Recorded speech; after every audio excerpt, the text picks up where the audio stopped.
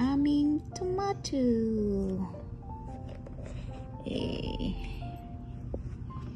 Ang aming kamatisan.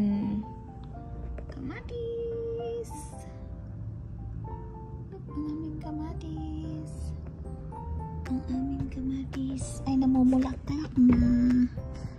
Ang mga kamatis na namumulaklak ay mahal ng Diyos, di kumukupas.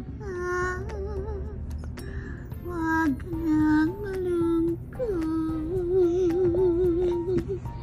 o giliw. Ang mga kamatis na lumilipad ay imposible dahil wala namang lumilipad na kamatis. Diyan na nga kayo, ulpot, awan mit at taytayan.